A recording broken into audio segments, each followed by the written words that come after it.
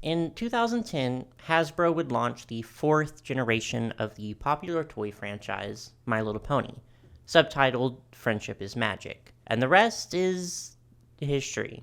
But today, I want to focus specifically on the Equestria Girls spin-off, a fashion doll line and accompanying movie series that focused on the main characters as human teenage girls rather than, horses. It's something I actually remember following pretty closely back when it was first being released, so I thought it would be fun to look back, to go over its inception, the movies, and just the general background of everything. I have absolutely no idea how long this is going to be, but we're already here in this chair talking, so let's do it. The history of My Little Pony G4 and its rise to fame is a pretty well-documented thing, so we're not going to be spending a lot of time on that. All that's really important to know is that My Little Pony not only successfully cornered the market of young girls that they were originally aiming for, but an extremely significant audience of adults as well.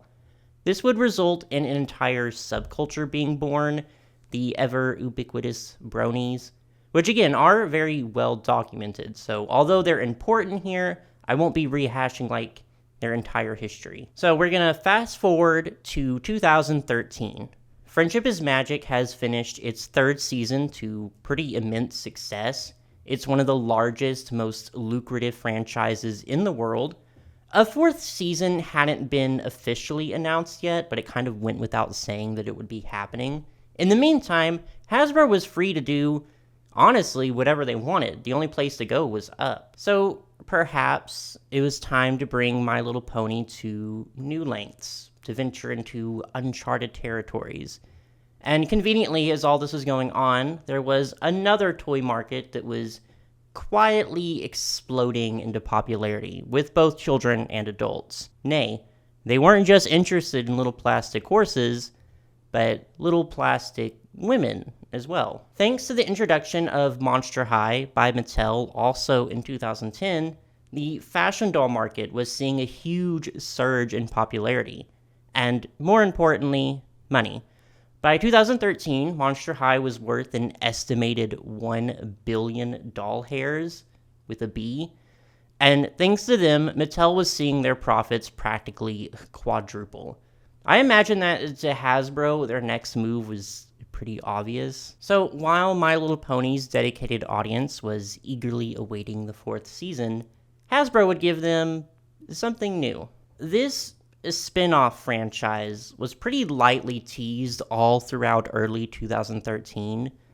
Looking at the news fan site, Equestria Daily, it seems that all fans knew for the longest time was the trademark itself, Equestria Girls, that it was rumored to be a fashion doll line, and that it would be primarily focusing on the teen girl demographic. And although the first movie wouldn't be officially announced until late spring, it would be around March that we got our first look at the character designs, to a fairly mixed reaction. I actually remember when these were first announced. I wasn't really in the My Little Pony fandom. I was way more so in the Monster High crowd. And as you can imagine, we were all pretty interested in these too. However, after seeing the initial images, I think public interest on both sides faded considerably. Hopes for Equestria Girls as a franchise were not extremely high going in. The general consensus was that this was a soulless cash grab on Hasbro's part with no thought or effort put into it. Just another toy to put on the shelves. And keep in mind, at this point, we hadn't even seen the dolls yet. Equestria Girls, unfortunately, just had a lot working against it.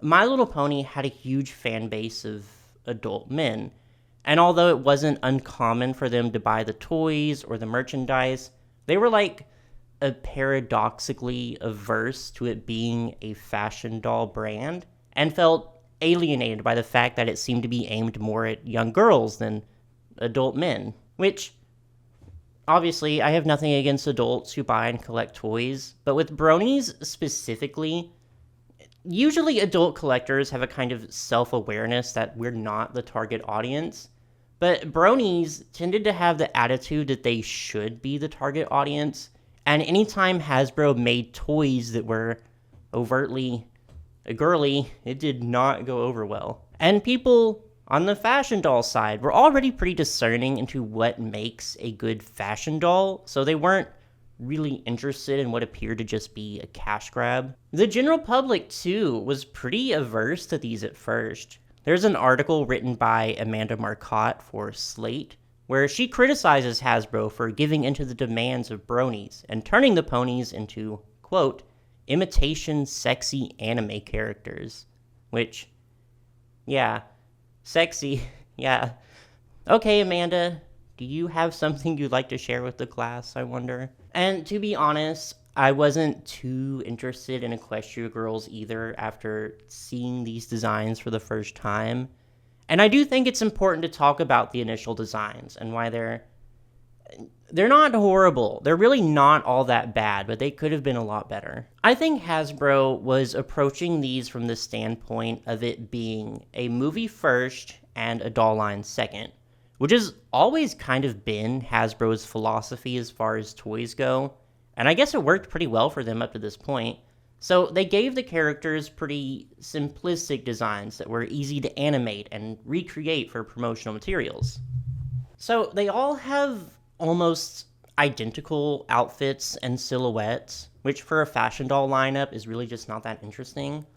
Another thing is the fact that they have skin tones, which are the same but just slightly lighter than the color of their horse selves, which I have gotten used to over time, but I just remember seeing these for the first time and thinking it was kind of strange and off-putting. The artworks and the dolls, which are upcoming, usually did have them depicted as anthropomorphic with the horse ears and all, but in the movies, they are fully human for the most part, and even referred to as such. And I think there's two big reasons for this.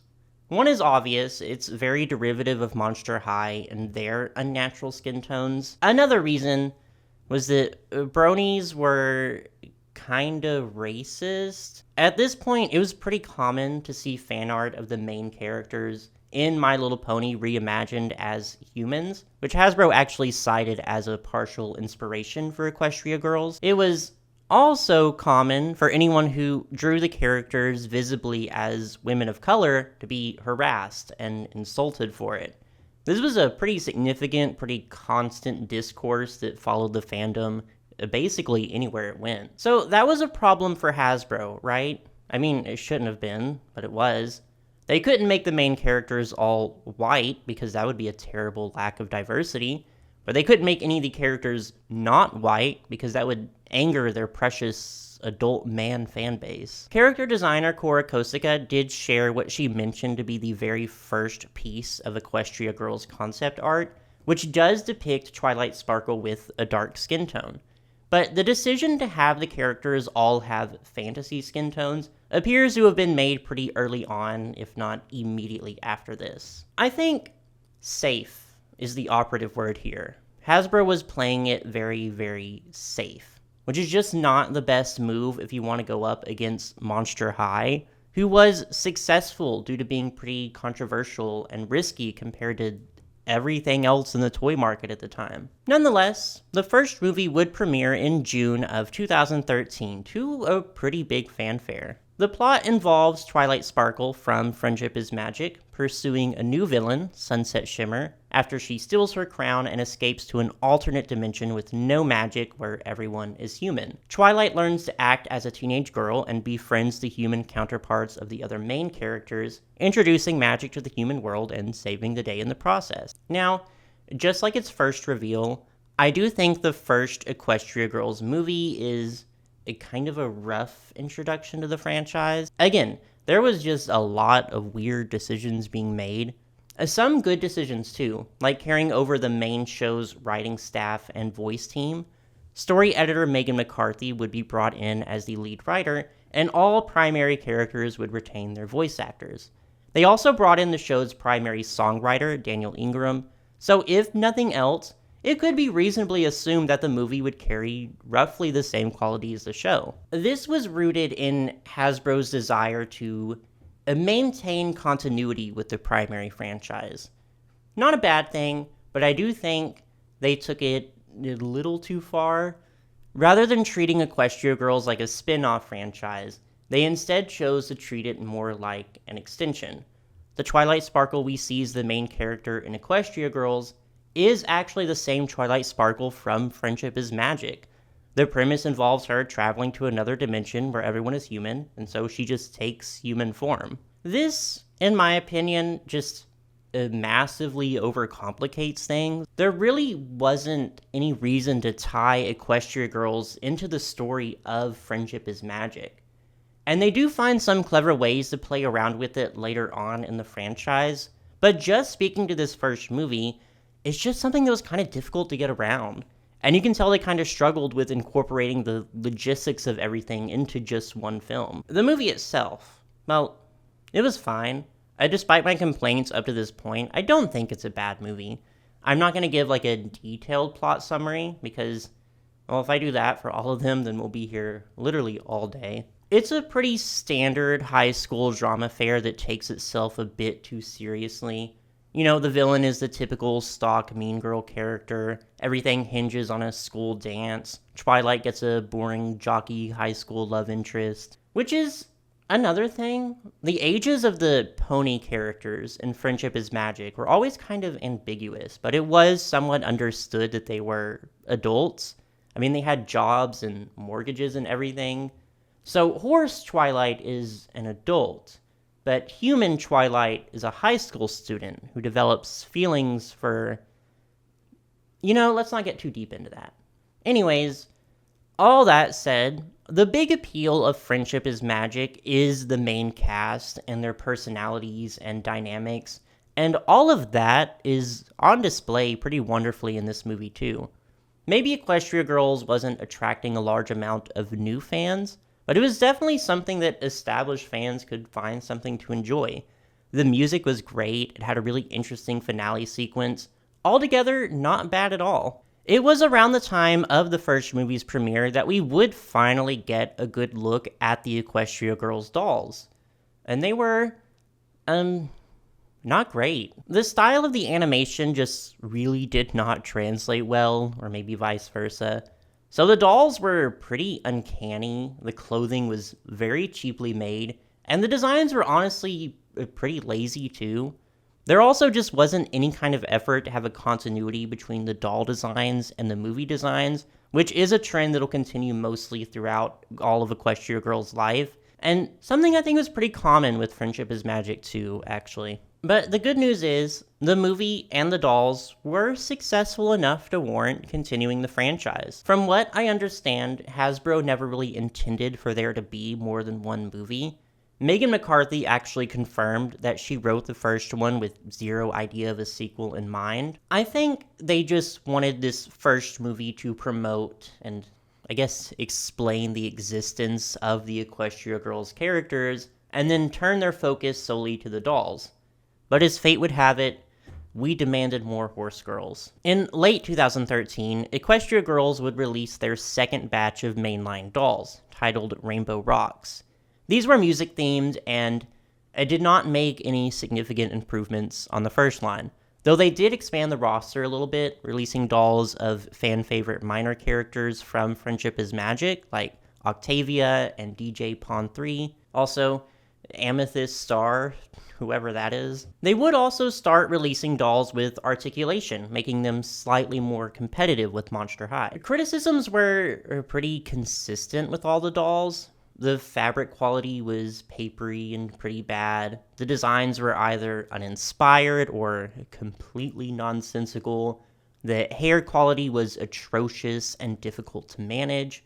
But the dolls were also relatively inexpensive, easy to collect, and were backed by what was already a huge media franchise. So although they would never quite reach Monster High's level, they would find a pretty dedicated audience. According to MLPmerch.com, Rainbow Rocks is the largest collection with around 50 or so dolls. I say 50 and not 52 like it says on the website because I do also count the pets that some of them came with as individual dolls. The Rainbow Rocks line would continue into 2014, where we would also see one of my personal favorite lines. It's called the Rock and Hairstyle line, and although they still have a lot of the same problems as the previous dolls, I don't know, something about them. The designs just have a lot more personality and fun compared to everything else in the Rainbow Rocks era. They're honestly pretty cool. They would also release a Comic-Con exclusive doll in 2014 of Maniac Mayhem, which a presence at Comic-Con shows that Hasbro did care, at least a little bit, about attracting the attention of adult doll collectors. In February of 2014, it was officially announced that a Rainbow Rocks movie was in the works. Then from March to June of 2014, Hasbro would upload a series of animated shorts to promote it.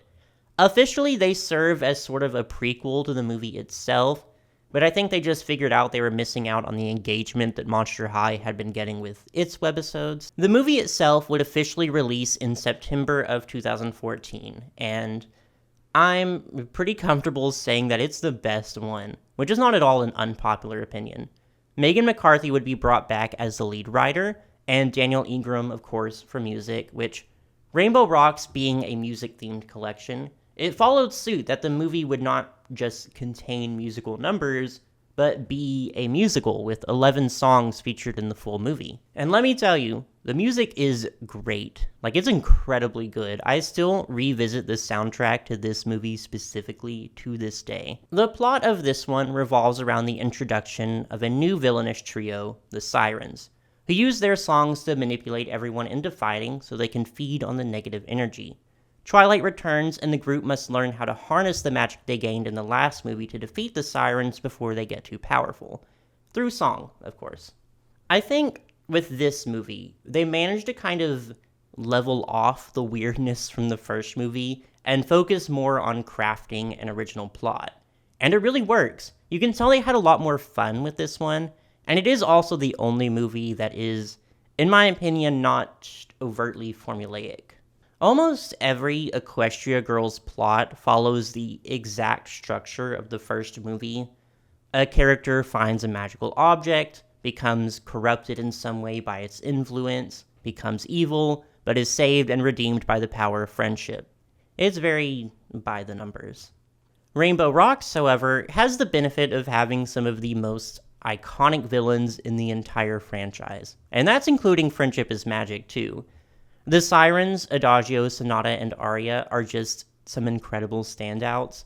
They're also not redeemed or really sympathized with in any way in this movie. They're just evil girls who are causing problems on purpose, and we'd love to see it. The movie also had some really good character moments with Sunset Shimmer, the antagonist from the first movie. She's on a big redemption arc in this film, but it's one of the few times that it's done really well. We actually see her struggle with the consequences of her actions from the first movie and deal with the problems she caused. So even though the dolls weren't the most exciting things on the market, it could be said that it is, really at this point, that Equestria Girls is really finding its footing as its own independent thing. Even the initial negativity it faced from bronies when it was first unveiled had pretty much disappeared. If I recall, Friendship is Magic's 4th season left a lot of the fandom pretty disappointed with the direction of the franchise, but there was still a fair amount of hype and excitement revolving around Equestria Girls. I also think that with this one, the movies developed a sort of self-awareness. They knew that they were kind of weird and that the premise made zero sense, but almost completely to their benefit. Because had they tried to take themselves as seriously as the first movie did, I think the quality would have dropped massively.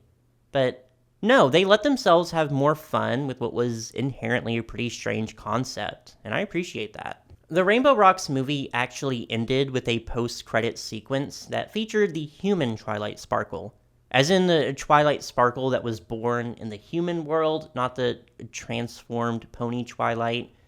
See, it's unnecessarily complicated. By the way, I don't think I've mentioned this yet, but Sunset Shimmer is originally from the Pony World too.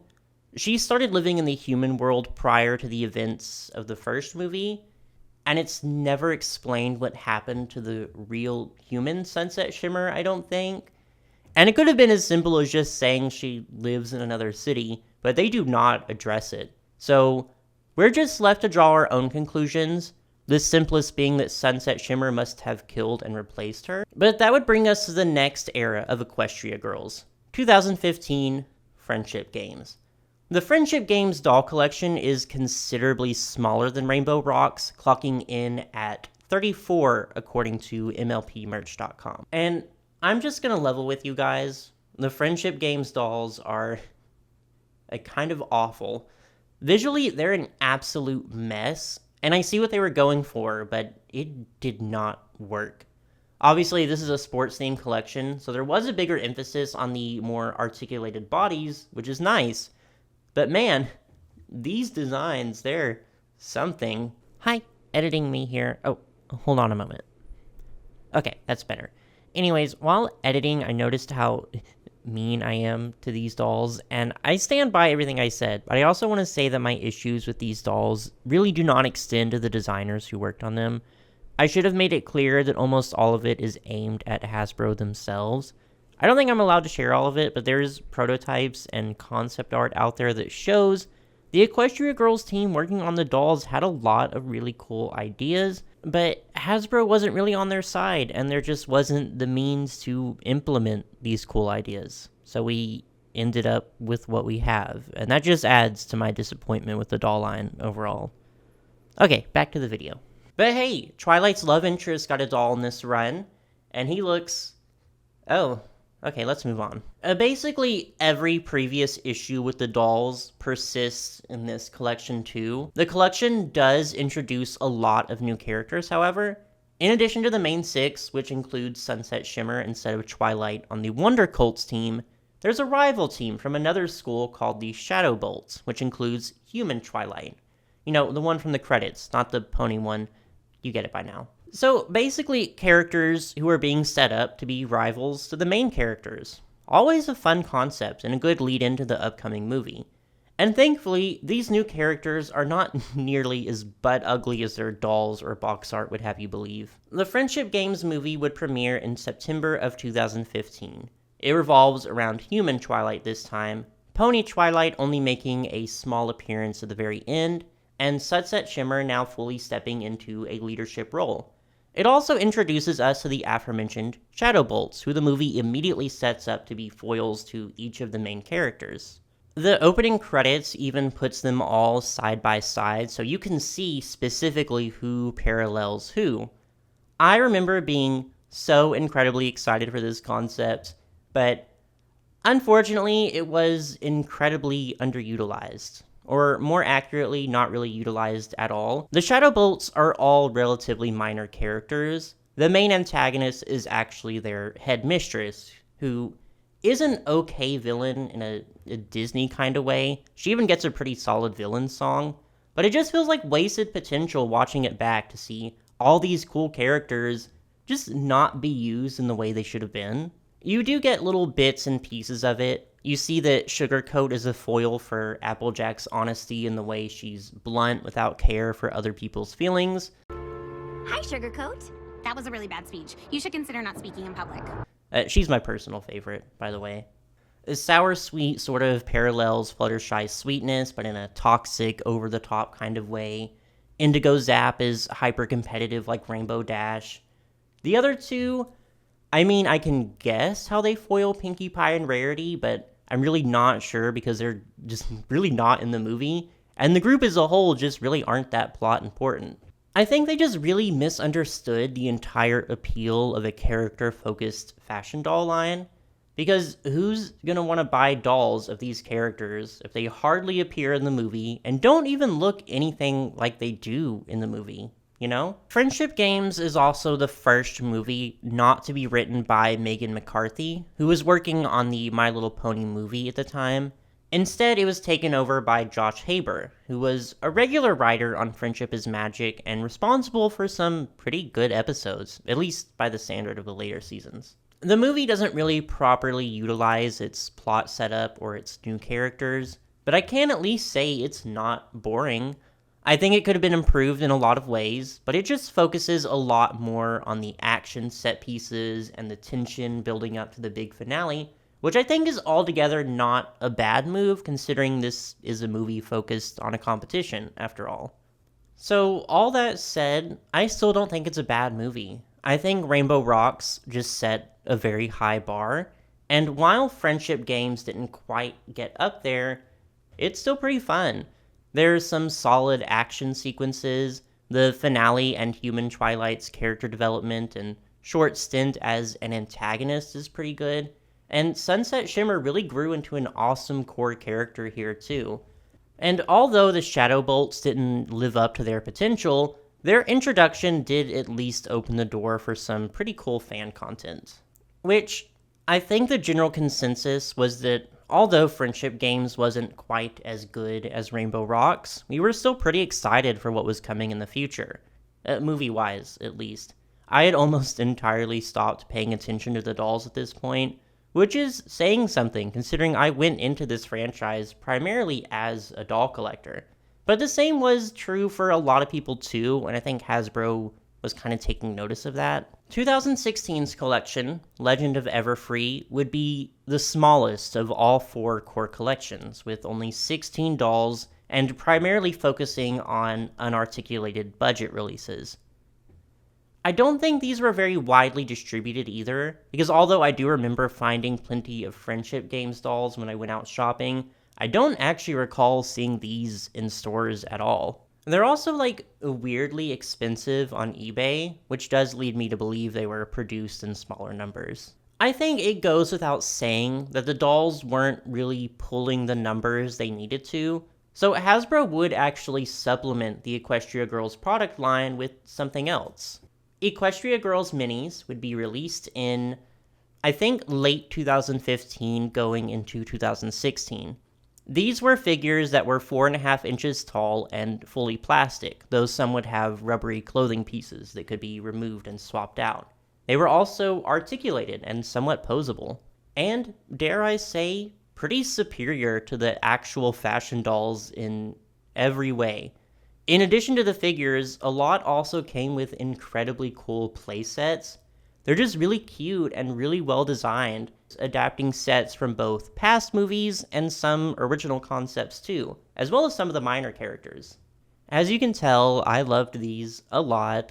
There were quite a lot released, but they didn't actually last very long, only until the end of 2016. But we must go back to Legends of Everfree. The movie would premiere on Netflix in October of 2016 to suspiciously little promotion on the part of Hasbro. It may have been because I was just paying a little less attention to the franchise at this point, but I do remember the premieres of the past 3 movies being such huge events with tons of build-up, but this one, I forgot it even aired until 2 weeks after the fact. Megan McCarthy did return to the staff of this one, but rather as a co-executive producer. The writers would be Christine Sonko and Joanna Lewis. It is also the first movie not to feature Jason Thiessen on the staff, who served as director of the first 2 films and consulting director of Friendship Games. The director of this one would be Ishii Riddell. The group goes on a field trip to Camp Everfree, which they discover to be the center of bizarre and dangerous magical happenings. Twilight worries that her magic is infecting everyone, but in the end must embrace that side of her in order to protect everyone. I think it shows that the staff of this movie approached it like an episode of the series rather than a movie. The girls, which now include Human Twilight, they go to camp, they get superpowers for some reason. A character gets corrupted by magic, becomes evil, but is saved and redeemed by a nuclear blast of scalding hot friendship. It kind of sounds like I'm glossing over the plot, and I know I haven't really given detailed plot summaries or anything up to this point, but honestly, I rewatched these movies in preparation for this video, and I'm struggling to remember anything incredibly significant about it. And I remember that from watching it for the very first time too, just feeling very let down. Because Friendship Games may not have been as structurally sound as Rainbow Rocks, but it was at least exciting to watch. It's also even more derivative of the past movies than Friendship Games was. It literally repeats Rarity's subplot from Rainbow Rocks, and almost everything with human Twilight regretting her actions from the previous movie are lifted directly from Sunset Shimmer's previous character arc. They also do give human Twilight her own love interest, so we can stop questioning whatever was going on with that last one. The whole movie just feels very low stakes and almost out of place compared to the previous three. They even go the extra mile of giving the girls individualized powers and full magical girl transformations, but none of it really goes anywhere. I do want to say though, I really love their magical girl forms in this movie. They're so gorgeous and so well designed. And that's true for a lot of the outfits in these later movies. There's some really incredible designs, but they're just very clearly designed for the movies and not for the dolls, because there's no way Hasbro had any chance of physically executing these looks. I think the Wikipedia page puts it best. Quote, "The movie received mixed reviews from critics who praised the animation, voice acting, and music, but criticized its script, plot, and excessive use of too many plot lines all at once." This is, unfortunately, definitely the weakest of the movies. And it's also the last movie. Thus ends Phase 1 of Equestria Girls. My Little Pony itself is already broken into separate generations, so I don't think Equestria Girls can also have separate generations, and they're not really generations anyways, but they are separate from one another. So I will call them phases, because that's just the first thing I thought of. Phase 2 starts in 2017. Rather than movies, Hasbro would instead start to release a steady stream of short webisodes and longer animated specials. The actual organization of these is weirdly confusing, but to break it down, one collection is referred to as Canterlot Shorts. These aired from July 2017 to the end of August. Alongside them was also a series of music videos, which are grouped with the Canterlot Shorts and referred to officially as Summertime Shorts. I guess just because they aired during the summer. The Equestria Girls web series, which is officially referred to as Better Together, is also a collection of short webisodes, but it started airing later in the year and ran until 2020. All of these would continue to be under the direction of Ishii Riddell, with both Better Together and the Canterlot Shorts primarily written by Jillian M. Barrow. They're in continuity with the movies, but as you can imagine with them being short webisodes around 2 minutes in length, they're not quite as heavy on plot as the movies were. But they're still decently entertaining. Sometimes it's fun to just watch the silly horse girls be silly horse girls. In June of 2017, they would also air the first of 3 long-form specials, each running about 22 minutes, or the length of a standard My Little Pony episode. They're each their own independent story, but just is slightly connected enough that when strung together, they sort of make their own full-length movie. The first was titled Dance Magic, and included the return of the Shadow Bolts. Not Indigo Zap, though, because she was the worst. This one is about a music video competition and is by far the most mundane of any of the Equestria Girls long-form content, but it does provide a nice conclusion to the whole school rivalry plotline. Following Dance Magic is Movie Magic. After winning the competition from the previous special, the girls are invited to the shooting of a Daring Do movie, but find that the production is being intentionally sabotaged. The culprit turns out to be none other than Juniper Montage, the director's niece who wanted a starring role in the movie. This one actually remembers that the girls are basically superheroes. In this case, it even majorly references the Power Ponies episode from Friendship is Magic, but not in the sense that it gives them anything incredibly exciting to do. Still, it's pretty fun. The third and final one in this set is Mirror Magic, which sees Juniper become corrupted by a magic mirror, turns evil, but is redeemed once more through the power of friendship. This one includes an appearance from Starlight Glimmer, a former major antagonist turned recurring character in Friendship is Magic's later seasons. Her and Sunset have a very similar character arc, so her inclusion was actually pretty smart and kept the plot from becoming, once again, too formulaic. Juniper Montage and Starlight Glimmer appeared too late to get proper Equestria Girls dolls, but they did both receive Equestria Girls minifigures. Juniper in a movie theater playset, and Starlight in a multi-pack that also included Daring Do and DJ Pond 3. Later that year, in September of 2017, at HasCon, Hasbro announced the official return of the Equestria Girls doll line, this time updated with a new aesthetic, new designs, and completely different bodies and facial sculpts. They would later be officially released in December. The new dolls were obviously completely different. They were more expressive and individualized than the past dolls, but this came at the cost of looking absolutely nothing like the animation models. I do think these are actually pretty cute, and I like the updated outfits, but they just don't look like the characters, which again just really misses the mark if you're opting for a character-based fashion doll. I looked at the Equestria Daily News post for these two because I was curious what the initial reactions were, and almost unanimously the consensus was that the packaging design was leagues better than the actual dolls. The first assortment was partially articulated, having joints at the elbows, but later assortments would go back to having no extra articulation.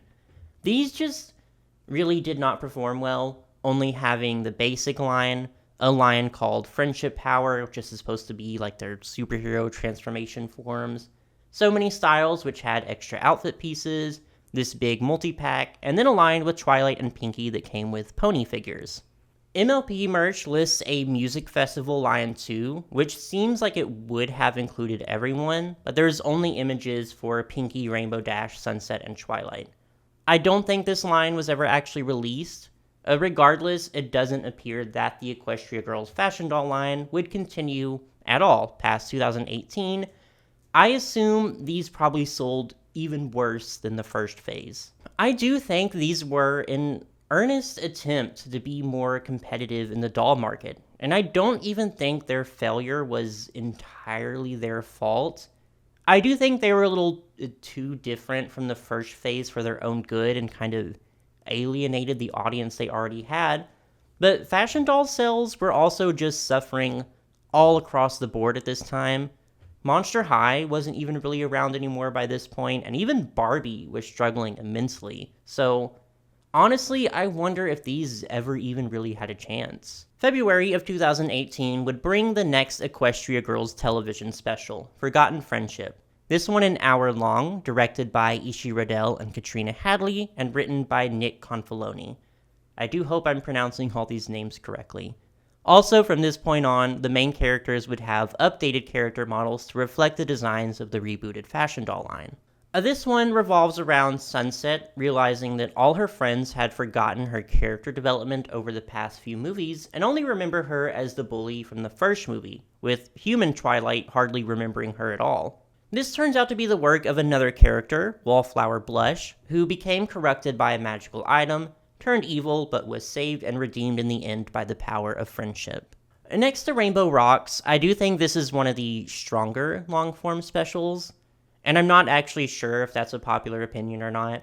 Yeah, it's a little formulaic, but I think the shorter runtime helped tighten the plot a lot. It featured Trixie in a prominent role, who had been a pretty minor character up to this point, and even had a really well-written conclusion to Sunset's loose ends back in the pony world. So yeah, the dolls were definitely suffering, but the animated side of Equestria Girls was actually picking itself up pretty well. Speaking of dolls, also in 2018, Hasbro would actually bring back the Equestria Girls minis, albeit in a considerably worse, substantially inferior form. It was a new product line called Equestria Girls Fashion Squad. These were reminiscent of the Polly Pocket fashion Polly dolls, plastic mini dolls with rubbery clothes. They're cute, I'll give them that, they're cute, but I just think the minis were so much more unique and better designed too. What's interesting about these though is that they ran until 2020, when Friendship is Magic had its own soft reboot, Generation 4.5. Conversely, these would change their packaging and concepts to match with the current state, even releasing a few sets that came with pony figures in the Generation 4.5 style. They also released a fashion doll squad of the character Minty in a set with Pinkie Pie, which, if you don't know, Minty was a major character and big fan favorite in Generation 3. She did get a few Generation 4 toys, but it's just cool to see her here too. The next television special also aired in the same year, in July of 2018, Roller Coaster of Friendship. Like the last one, this one was directed by the duo of Ishi Riddell and Katrina Hadley, and written by Nick Confaloni. When both Rarity and Applejack apply for jobs at a new theme park, only Rarity gets selected and is hired as the park's costume designer, putting a strain on her relationship with Applejack. This is further complicated by the park's PR representative, the social media influencer Vignette Valencia, who, say it with me now, gets corrupted by magic, turns evil, but is defeated and redeemed with the power of friendship. This one is very fine. It's okay. The theme park makes for a fun location change, but overall, I just don't think it's extremely memorable. It did have a lot of good character moments, though. I think that's a consistent strength with the Equestria Girls media, is that even though every movie has a primary character focus, in this case, Rarity and Applejack, they do make sure to give all the main characters a good amount of screen time. It does probably have the most humorously anticlimactic finale, though. All the girls get together and have their big magical girl transformations, like they're gearing up for this huge fight, but Rarity just knocks Vignette's phone out of her hand and it's over. A fun fact about this specific movie, though, is that Katrina Hadley said on Twitter that the conflict between Applejack and Rarity was intentionally framed as a lover's quarrel, and watching it back, yeah, I definitely sensed it. The next television special was Spring Breakdown, premiering in March of 2019. And I think this really marks the beginning of the end of Equestria Girls. Friendship is Magic's 9th and final season would start to air right after this movie, putting the entire Equestria Girls franchise in a sort of limbo state. I already mentioned that the Fashion Squad dolls would carry over into Generation 4.5, but it didn't really make sense for the Equestria Girls movies to do the same. Anyways, this movie has the same directing and writer setup as the last few movies, but I do wonder if at this point there's just like a complete lack of oversight from Hasbro or something, because this movie is kind of insane. For one, there's a bit where Rarity starts crushing on a male character that is just a blatant gender swap of Applejack, and the movie even goes as far as to acknowledge this fact. A good portion of the movie is spent on this really boring main plot where Rainbow Dash is just aboard because they're on a cruise ship and there's no villains to fight or redeem with the power of friendship. So she just spends the first 20 minutes causing problems and making everyone's lives difficult. Then the last half is spent with Human Twilight, Human Rainbow Dash, and Sunset traveling to the pony world and just enjoying themselves as ponies, while the rest of the characters literally fight for their lives on a sinking ship. And the movie ends with every single human character traveling to the pony world, like it just ends on this shot of them all as ponies. Definitely one of the stranger entries. The next special would premiere actually very shortly after this one, in July of 2019, Sunset's Backstage Pass. This one would retain the same directing duo, but is written this time by Brittany Rawls. This one involves Sunset and the gang attending a music festival, with Sunset and Pinkie particularly excited for the reunion performance of the pop duo Post Crush. However, Sunset finds herself trapped in a time loop and is forced to repeat the day over and over. Eventually, she discovers that the ones behind the loop are Post Crush themselves, who stumbled upon a magic relic and used it to redo the day over and over in order to perfect their performance. They don't really become demons or extremely evil or anything, but are defeated and redeemed with the power of friendship nonetheless. This movie also marks the reappearance of the Sirens of Rainbow Rock's fame, who Sunset initially accuses of being behind the time loop. They're definitely not redeemed by any measure like the other villains, but do at least seem to be doing pretty well for themselves now. Sonata's wearing this outfit that would have been so cute if not for the fact it has actual literal tacos on it. because she had a line in Rainbow Rocks about it being Taco Tuesday in the cafeteria, and the fandom just collectively decided that would be her single most defining character trait. It's Taco Tuesday! Just follow my lead. This is technically the last full-length Equestria Girls special we would get. And it's not a bad movie, but it's hardly a satisfying ending to the franchise. The writing on the wall of Generation 4 coming to a close had been pretty clear for a while now, so I do think it would have been a lot more beneficial to attempt to create an actual conclusion for the series. I did say it was the last full-length special, however, not the last one entirely. The special titled Holidays Unwrapped would air in November of 2019, directed again by Ishi Riddell and Katrina Hadley, but written by Anna Christopher. Rather than a full special, this one was instead a collection of independent shorts, 6 of them running about 7 minutes each, all themed around winter, or the holidays. They're exactly what you would expect. They're fine, but as you can imagine, this hardly makes for the most exciting format, and definitely not good closure for the franchise either. After this special, the studio that had been animating almost all of the Equestria Girls media, DHX Media, later known as Wildbrain, left the production. This would of course mean the end of all Equestria Girls media. The Equestria Girls Fashion Squad dolls, like I said, would continue to be released into 2020 until the transition into Generation 5 of My Little Pony.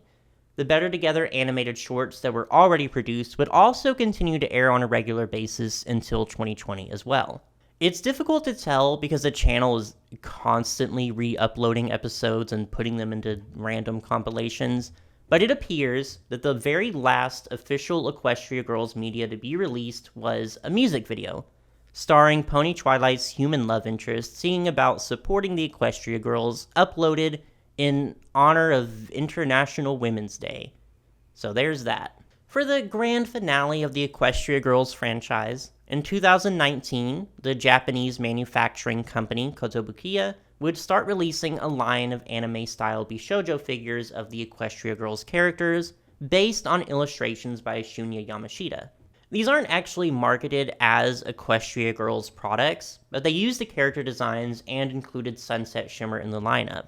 Celestia and Luna, too. They were initially released with human skin tones, but limited edition versions would have the fantasy skin tones. Oh, and there was a Hatsune Miku My Little Pony figure included, too. And thus ends Equestria Girls.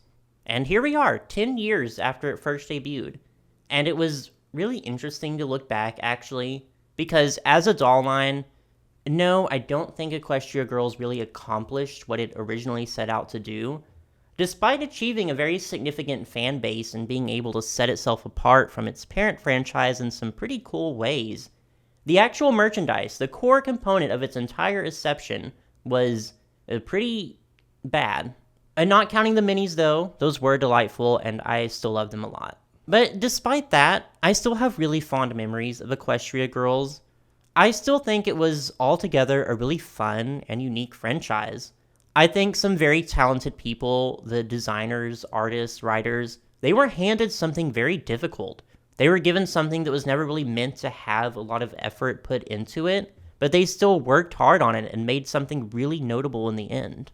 I don't think anything like Equestria Girls can really exist again, not in the same way. I just don't see the same concept working at all with Generation 5 of My Little Pony, and the world is also just a completely different place than it was 10 years ago. Equestria Girls is definitely a product of its time, and it shows in some bad ways, but also in a lot of good ways too. I hope you enjoyed this little stroll through history with me. I've obviously talked quite a bit, and if you were able to sit through it all, I genuinely really appreciate it.